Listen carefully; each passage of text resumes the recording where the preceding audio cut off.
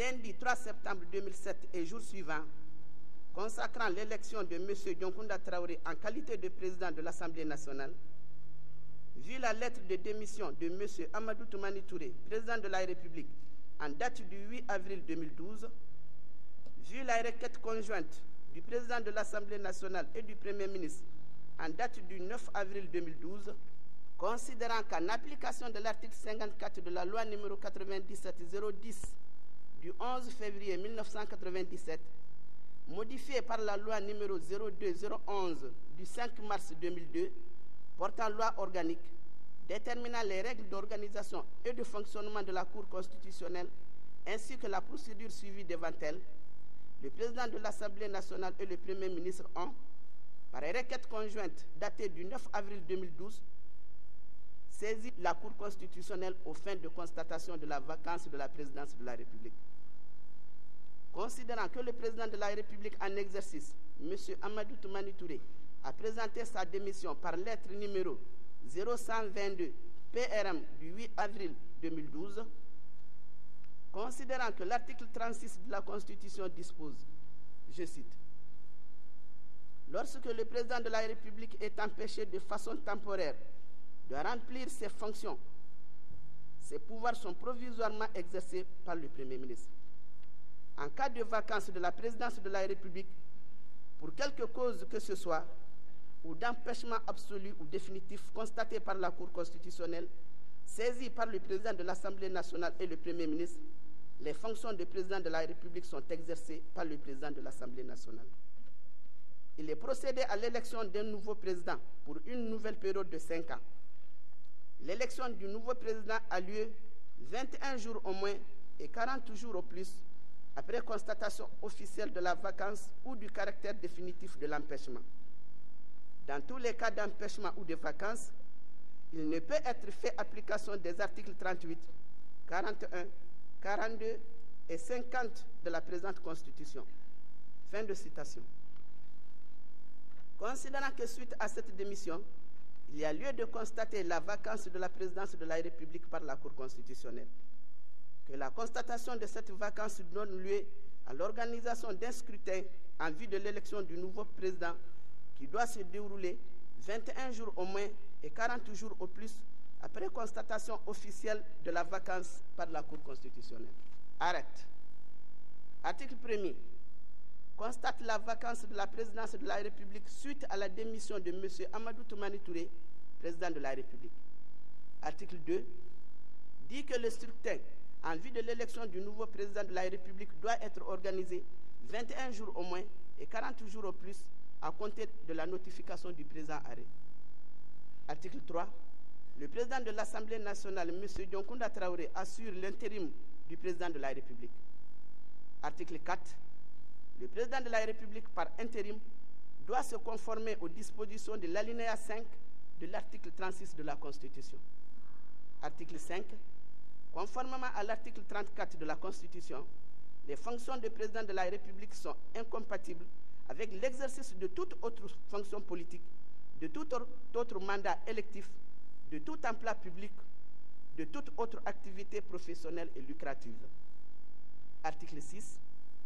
Le présent arrêt sera notifié au président de l'Assemblée nationale, au Premier ministre, au président du Comité national pour le redressement de la démocratie et la restauration de l'État, CNRDRE. Article 7. Ordonne la publication du présent arrêt au journal officiel. Ont siégé à Bamako le 10 avril 2012, M. Amadi Tamba Kamara, président, M. Makankere Makadambele, conseiller, Madame Manassa Danyoko, conseiller, Madame Fatoumata Dial, conseiller, M. Malé Diakité, conseiller, Madame Dao Rokiatou Koulibaly, conseiller, M. Ousmane Traoré, conseiller, M. Mohamed Sida Diko, conseiller, avec l'assistance de Maître Mahmoudou Kone, greffier en chef. Je vous remercie. Monsieur le procureur général de la Cour suprême, vous avez la parole pour vos réquisitions. Excellence, Monsieur le Président du Comité national de redressement de la démocratie et de la restauration de l'État. Excellence, Monsieur le Président de la Cour suprême du Mali. honorables membres de la Cour, Excellences, Monsieur le Président de la Cour constitutionnelle, Excellences, Monsieur le Président du Haut Conseil des collectivités territoriales, Excellences, Monsieur le Président du Conseil économique, social et culturel, Excellences, Monsieur le Ministre des Affaires étrangères et de la coopération internationale du Burkina Faso, représentant son Excellence Blaise Compaoré, Président de la République du Burkina Faso, médiateur de la CEDEAO. Excellences, Monsieur le Ministre de l'Intégration africaine de la République de Côte d'Ivoire, représentant son Excellence Abdraman Ouattara, Président en exercice de la CEDEAO. Excellences, Mesdames et Messieurs les représentants des missions diplomatiques et des institutions internationales, Mesdames et Messieurs les invités, à l'entame de cette cérémonie solennelle, permettez-moi d'avoir une pensée pieuse à l'endroit de nos compatriotes victimes des derniers événements survenus dans notre pays. À tous ceux qui sont décédés, je formule les vœux ardents que Dieu les accueille au paradis. Aux blessés, je souhaite un prompt rétablissement. Le Mali est un navire qui peut tanguer, mais le Mali ne chavirera jamais. Nous disons en Bambara, Anga Jamanani Mali, Kulundu, Absega Lengelanga, Ngate Tunu Abada.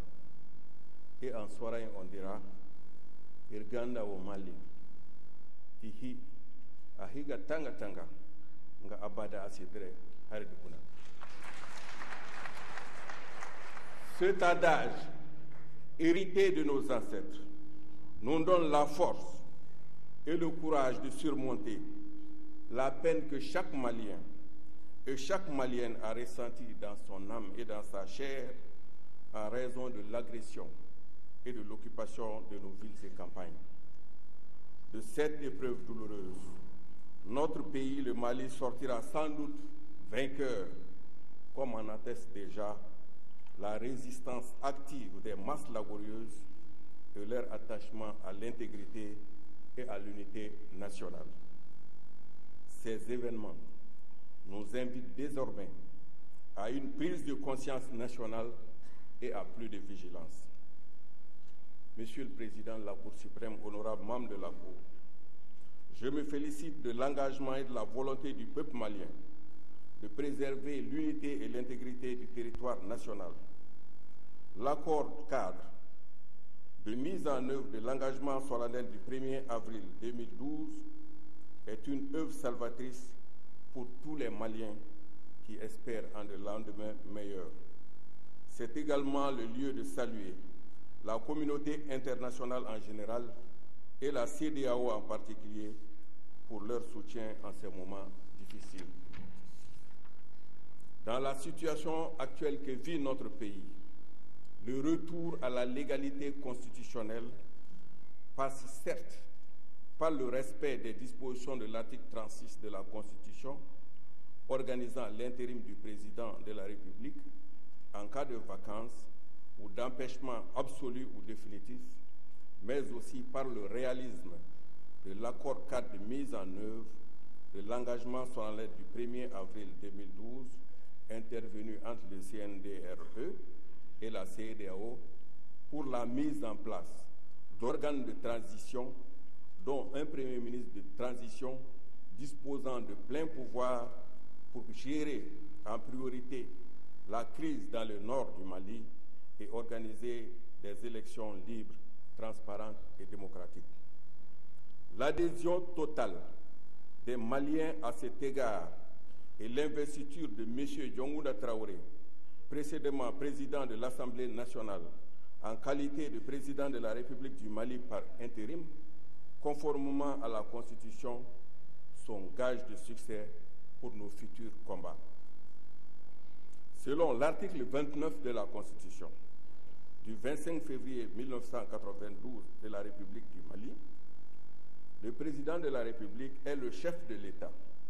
Il est le gardien de la Constitution. Il incarne l'unité nationale. Il est le garant de l'indépendance nationale, de l'intégrité du territoire, du respect des traités et accords internationaux. Il veille au fonctionnement régulier des pouvoirs publics et assure la continuité de l'État. La grande expérience de M.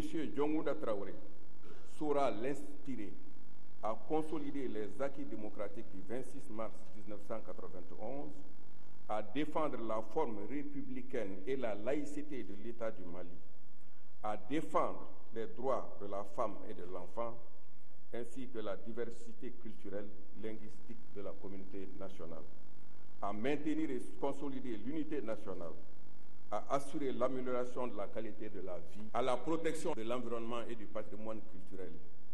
Il engagera le Mali dans la réalisation de l'unité africaine et s'attachera à la promotion de la paix, de la coopération régionale et internationale, dans le respect de la justice, de l'égalité et de la liberté. C'est au bénéfice de ces observations, Monsieur le Président, Mesdames, Messieurs de la Cour, que je requiers, conformément aux dispositions de l'article 37 de la Constitution, qu'il plaise à la Cour suprême du Mali de recevoir le serment de M. Diongounda Traoré en qualité de président de la République du Mali par intérim, donner acte à Madame le greffier en chef de la lecture de l'arrêt numéro 2012-13001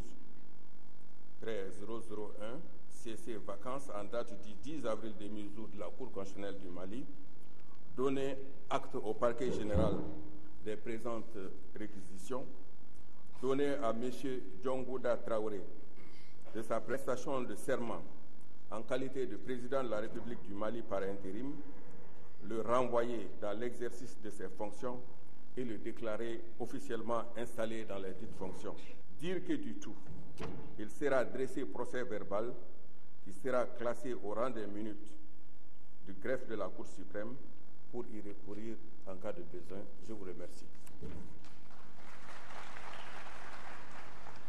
Merci, Monsieur le procureur général, pour ces brillantes réquisitions.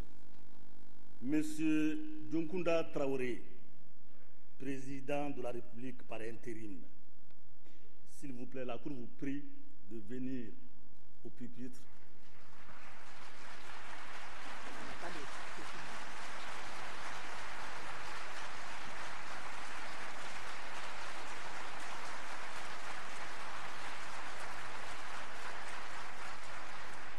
Face à la Cour suprême, M. Diongounda Traoré, vous allez lever la main droite et vous allez lire à haute et intelligible voix la formule du serment prévu par la Constitution du 25 février 1992.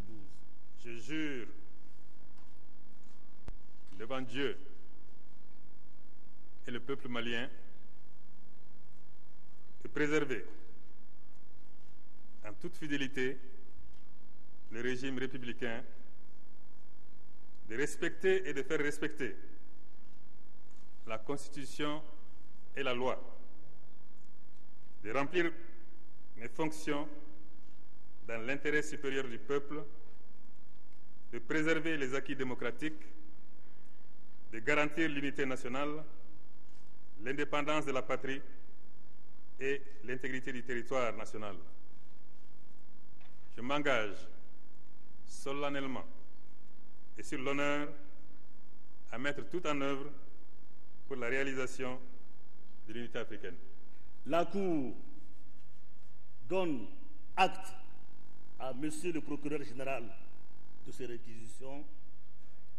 Y faisant droit, la Cour donne acte à Madame le greffier en chef de la lecture de l'arrêt numéro 2012-001 CC-EP vacances du 10 avril 2012 rendu par la Cour constitutionnelle du Mali. La Cour reçoit le serment de M. Diongounda Traoré, président de la République par intérim. La La Cour lui en donne acte et la Cour le renvoie à l'exercice de ses fonctions de président de la République par intérim. La Cour déclare M. Dioncounda Traoré officiellement installé dans les dites fonctions. La Cour ordonne que de tout ce qui vient d'être fait, il sera dressé procès verbal qui sera classé au rang des minutes du greffe de la Cour suprême du Mali pour y recourir en cas de besoin. Excellence, Monsieur le Président de la République par intérim, au nom de la Cour suprême du Mali, au nom de la famille judiciaire et au mien propre, je vous adresse mes chaleureuses félicitations et mes sincères encouragements. Je souhaite que cette période soit celle de la consolidation de la paix sociale, de l'unité nationale, de la quiétude et de la concorde pour un Mali prospère et démocratique. À présent, le grand chancelier des ordres nationaux est prié de procéder à la remise de la dignité de la Grande Croix de l'Ordre national à Monsieur le Président de la République par intérim.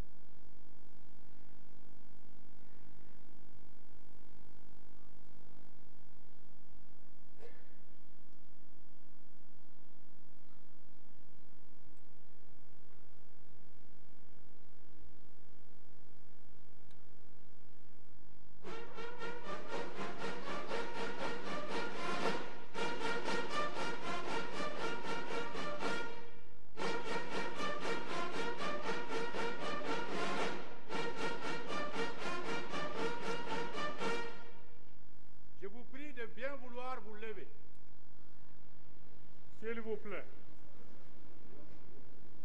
Faites ouvrir le banc.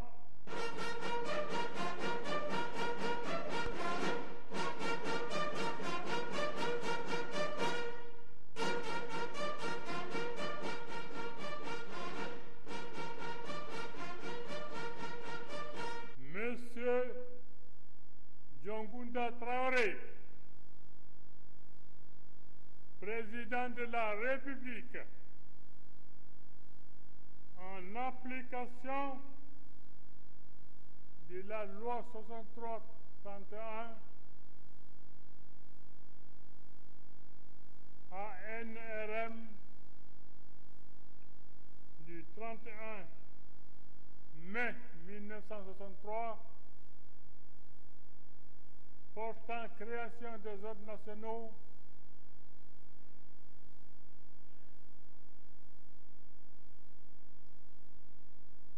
article 10. Nous vous reconnaissons comme grand maître des ordres nationaux de la République.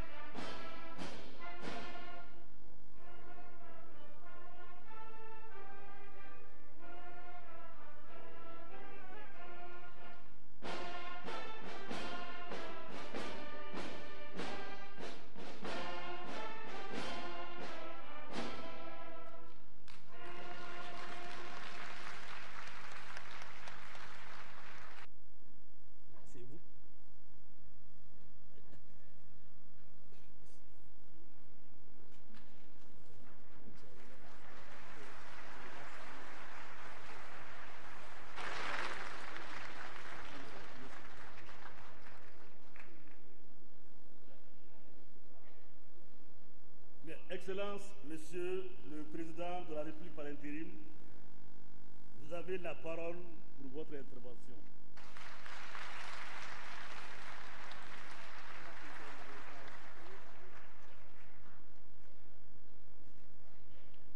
Monsieur le Président de la Cour suprême,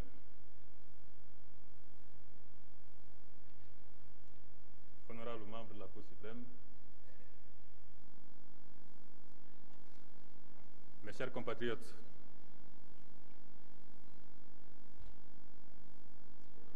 Thessalite, Kidal, Gao, Tombouctou, occupé. Le Mali, terre de paix, de tolérance et de dialogue, coupé en deux. Nos populations du Nord, soumises à toutes sortes d'atrocités et d'exactions. Notre République laïque et notre démocratie menacée.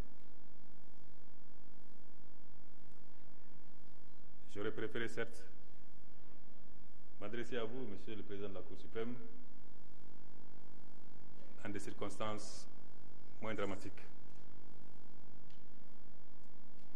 Mais toutes les nations ont leurs moments difficiles. Et le Mali, qui vient de fêter son cinquantenaire, il y a de cela moins de 2 ans,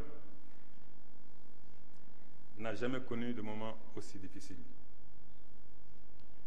Puisque c'est son existence même, en tant que nation, en tant qu'État, en tant que territoire, qui est en jeu.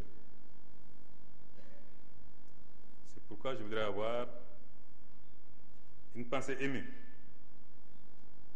à l'égard de nos soldats morts au front, parfois sauvagement assassinés, à l'égard de toutes les personnes qui ont perdu leur vie, leurs proches, leurs biens. La patrie se souviendra de leur sacrifice. Dès lors, aucune volonté n'est de trop pour amener l'État, le pays et la nation à surmonter les graves épreuves de l'heure. Chaque main est utile pour reconstruire brique après brique l'édifice commun dont nous étions tous fiers et qui se révèle si fragile. Je vais parler du Mali, notre Mali commun, fort de ses brassages, riche de sa diversité, solide dans ses fondements, mais hélas, ébranlé par les coups que nous-mêmes nous lui assénons. Je veux parler de notre processus démocratique. Nous le savions perfectible. Nous en savions les acquis encore fragiles. Mais peu d'entre nous imaginaient à quel point il était vulnérable. Nous aurons besoin du concours de tous et de chacun, femmes, hommes, jeunes et vieux, pour recouvrer notre liberté, notre intégrité et notre dignité. Pour ma part, Monsieur le Président et chers compatriotes, je mesure dans toutes leurs dimensions les défis qui sont aujourd'hui ceux de la République du Mali. Mais le sort a voulu que je sois là ce matin, investi comme chef de l'État. Je ne me déroberai ni à mon destin, ni à mes responsabilités.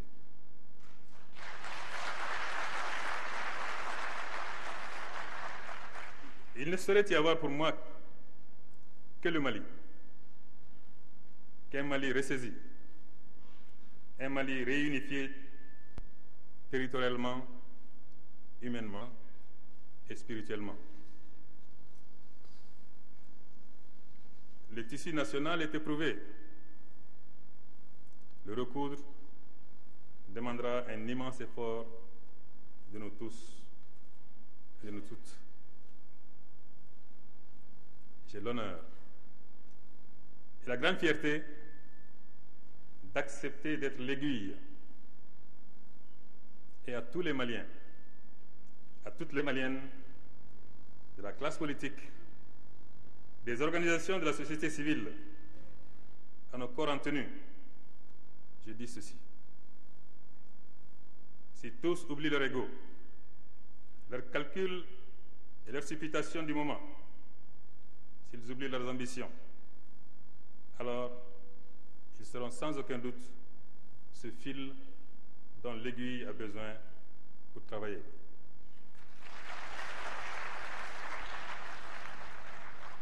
Le Mali, le bateau Mali vient d'essuyer une lame de fond d'une violence inouïe.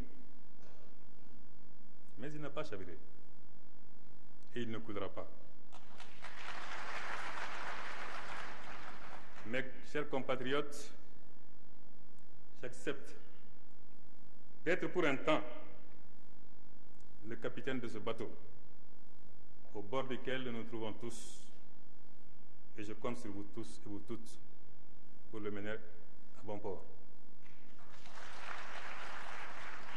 Monsieur le Président, chers compatriotes, j'ai conscience d'être le président d'un pays en guerre qui doit retrouver la paix sans tarder. Je crois en cette paix. Dans un pays où la seule vraie guerre devrait être celle qui doit être menée contre tous les manques, contre la précarité, contre le faible taux d'éducation, contre le faible accès aux centres de santé et à l'eau potable, contre la corruption et contre l'injustice. Je suis le président d'un pays qui aime la paix et qui appelle tous nos frères et sœurs des mouvements rebelles à revenir sur l'arbre à palabre, à rentrer dans les rangs et à renforcer cette nation au lieu de la diviser. Je leur demande d'arrêter toutes ces exactions, ces pillages, ces viols. Je leur demande de quitter ici et maintenant, pacifiquement, les cités qu'ils ont occupées. Je le leur demande avec insistance et je le leur demande avec fermeté. Le Mali démocratique ne peut être sourd aux griefs de ses citoyens, pourvu qu'il soit connu et exprimé, non par la violence, dont personne ne peut prévoir les conséquences, mais par le dialogue, qui est un trait fondamental de nos cultures, de toutes nos cultures.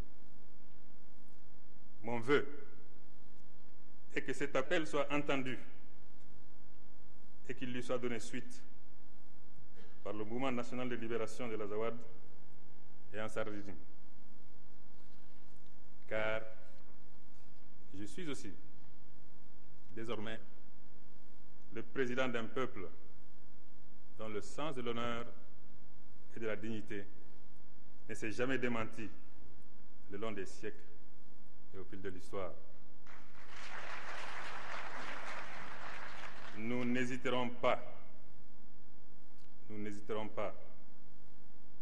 à mener une guerre totale et implacable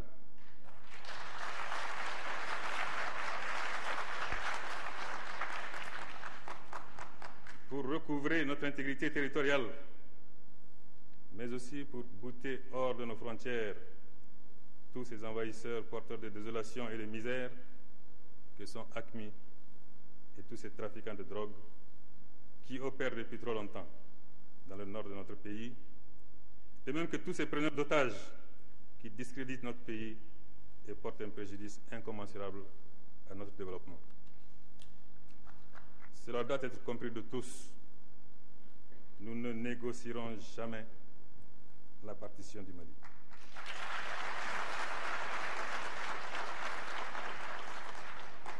Le Tinzaouaten à Diboli, le Mali restera un et indivisible. Des Égouas à Andrabokan, ce sera le même drapeau, le même hymne, les mêmes joies, les mêmes peines, le même Mali. Les cultures et les groupes sont divers, certes, mais par un processus revitalisé de décentralisation qui accélère la dévolution du pouvoir aux citoyens, nous pouvons régler toutes les questions qui nous opposent aujourd'hui.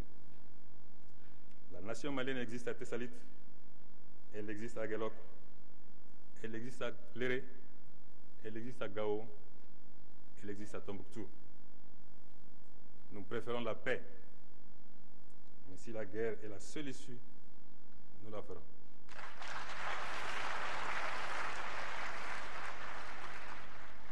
Nous la ferons avec notre armée, remise en condition et en confiance.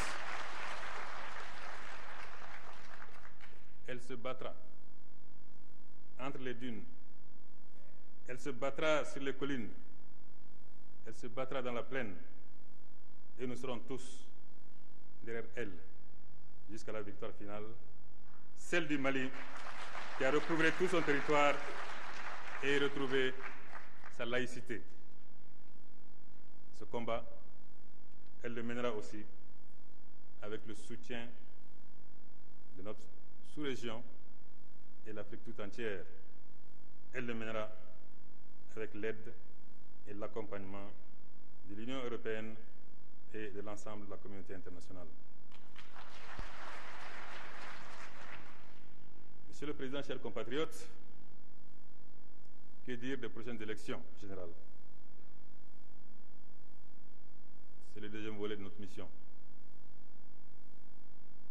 Nous devrons bien entendu, après avoir fait un état des lieux, réaliser les conditions de leur tenue avec un fichier électoral crédible et sur l'ensemble de notre territoire.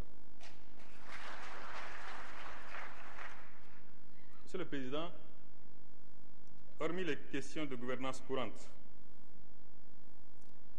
je mettrai l'accent sur la nécessité pour le gouvernement qui sera mis en place dans les jours à venir de prendre toutes les dispositions utiles pour éviter les pénuries alimentaires et assurer l'accès aux produits de première nécessité en cette année où les récoltes ont été fortement déficitaires. Je voudrais enfin, Monsieur le Président, chers compatriotes, terminer par les remerciements. Remerciements à la CEDEAO, dont la solidarité agissante dans le ferme respect des fondamentaux aura permis ce retour à l'ordre constitutionnel. Je voudrais remercier en particulier son président en exercice, le président Alassane Dramane Ouattara, président de la Côte d'Ivoire, et le médiateur désigné de la crise, le président Blaise Compaoré, président du Faso. Qu'il vous plaise que je mentionne également l'effort des émissaires, les ministres Yipene Djibril Bassolé et Adama Bictogo, qui, malgré la délicatesse de leur mission, n'ont jamais cédé au découragement. Remerciements aussi à l'Union africaine pour sa diligente solidarité. Remerciements à l'Union européenne et à l'ensemble de la communauté internationale à travers les Nations Unies et leur chancellerie dans la capitale malienne. Toutes ont montré à quel point elles étaient attachées à l'intégrité territoriale du Mali et à sa démocratie. Remerciements également aux membres du CNRDRE et à l'ensemble de l'armée malienne pour leur engagement ô combien patriotique. En acceptant la formule qui rend possible la cérémonie de ce matin, elle a donné la preuve qu'elle n'a agi que par amour pour ce pays et qu'elle place le Mali au-dessus de tout.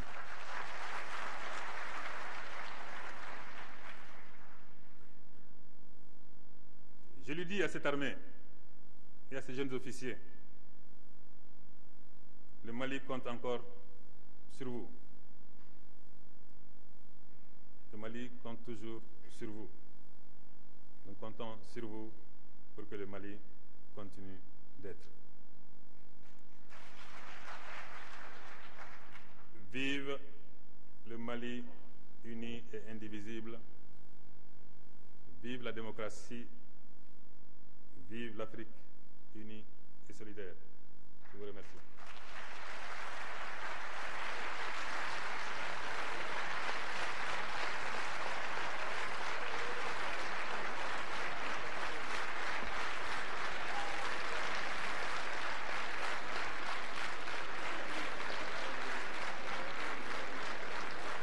Dioncounda Traoré, le nouveau président de la République par intérim, longuement ovationné ici. Alors, très rapidement, c'est presque la fin de cette cérémonie que vous aurez suivie donc de long en large.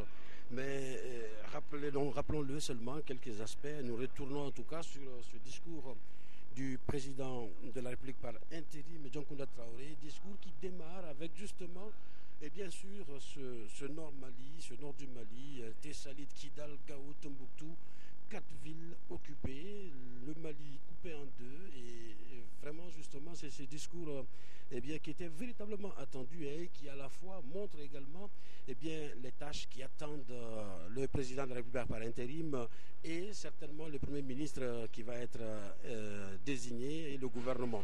Alors, première pensée donc du président de la République par intérim au nord Mali, un nord occupé, mais main tendue également de ce même Dioncounda Traoré, président par intérim de la République du Mali, main tendue aux rebelles du MNLA, main tendue à ceux qui aujourd'hui, en tout cas, ne font pas véritablement honneur au Mali. Il tend la main à ceux-ci à venir sous l'arbre de la palabre. Il leur demande instamment, en tout cas, de cesser ces actions-là et de se tourner résolument vers la construction du pays. Mais c'est vrai que ce dialogue, cette négociation, cette main tendue du président de la République par intérim ne veut pas dire laxisme. Plutôt, il reste tout à fait ferme parce que pour lui, comme pour l'ensemble des Maliens aujourd'hui, nous sommes tous attachés à l'unité du pays. Alors, le président de la République par intérim l'a dit aussi, il voudrait être cette aiguille pour recoudre le Mali.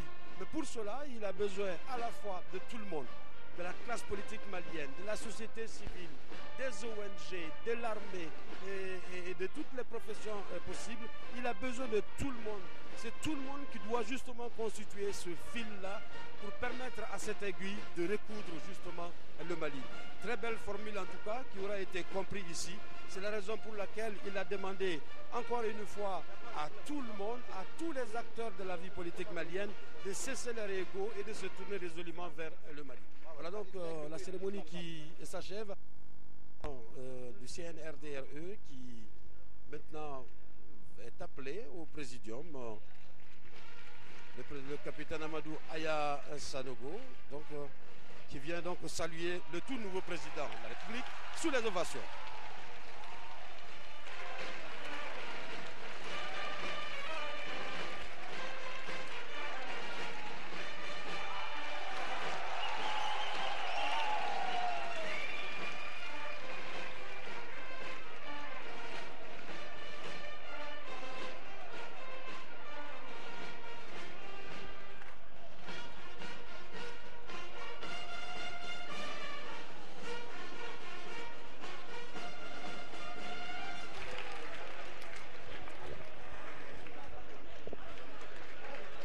Première poignée de main donc du capitaine Amadou Ayassanogo, président du CNRDRE, avec le président par intérim de la République, le président de la République par intérim, John Kounda Traoré.